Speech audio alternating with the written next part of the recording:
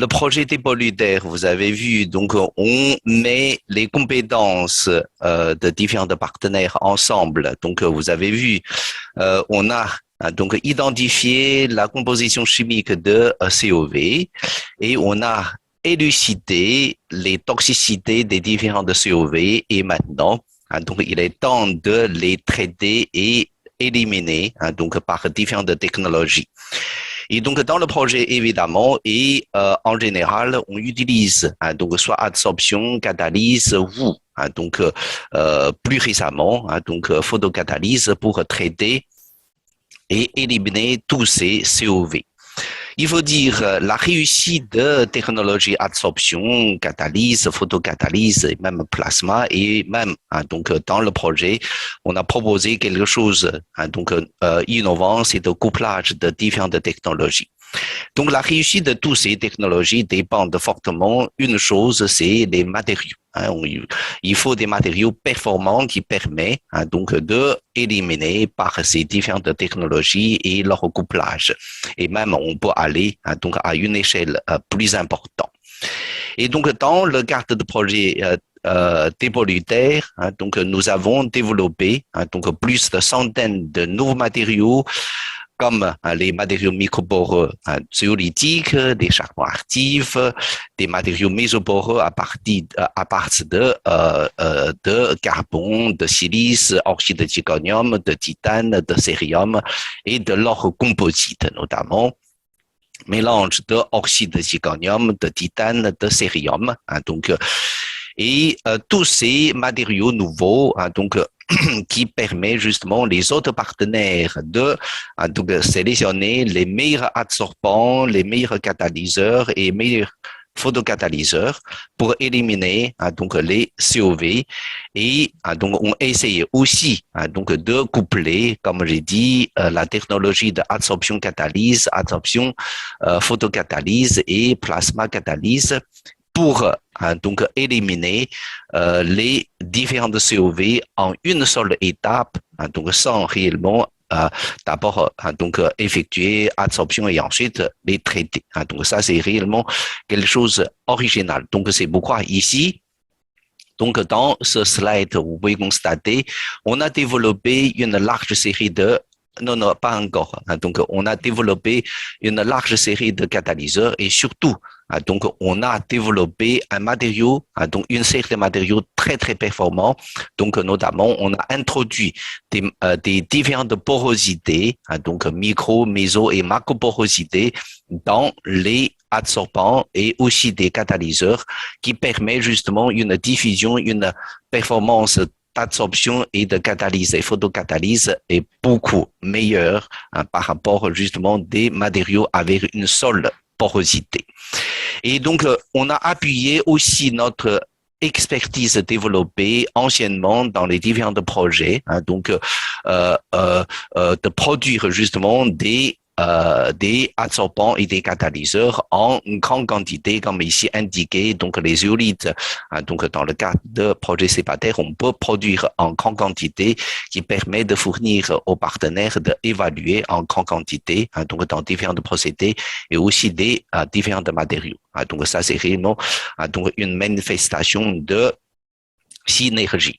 Voilà, donc je vais, donc ça c'est plutôt dans le développement de matériaux adsorbants et catalyseurs, photocatalyseurs. Comme j'ai dit, on a développé donc une centaine de catalyseurs et permet de sélectionner réellement les catalyseurs très performants pour les traiter par le couplage technologie, adsorption, catalyse, adsorption et photocatalyse.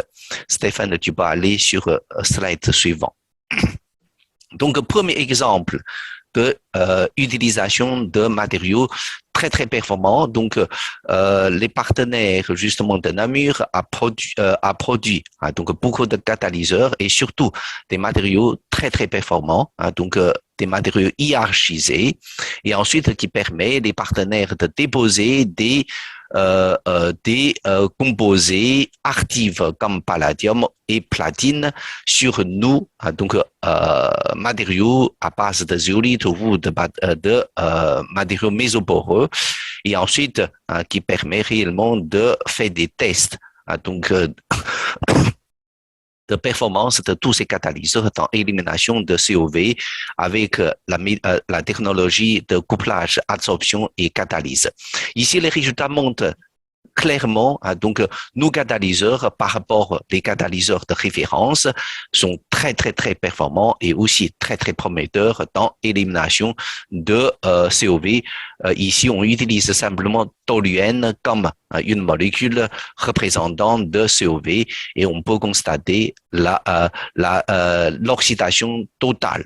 Donc, de toluène, ça veut dire élimination de toluène par oxydation totale catalytique. Donc, sur nos matériaux, donc, est très prometteur. Voilà, Stéphane, tu peux aller sur l'autre slide. Et donc, après, justement, le couplage catalyse et adsorption catalyse. Donc, adsorption catalyse, on utilise toujours de l'énergie thermique, donc pour atteindre quelques températures, une centaine, 200 de degrés pour permettre justement oxydation totale de toluène. Et avec justement donc de demande de la société, donc on a toujours le problème de trop d'utilisation d'énergie. Donc ici, on propose une nouvelle technologie, c'est adsorption photocatalyse en utilisant énergie solaire, donc en une étape à température ambiante pour élimination de COV ou des différentes organiques, molécules organiques, donc polluants.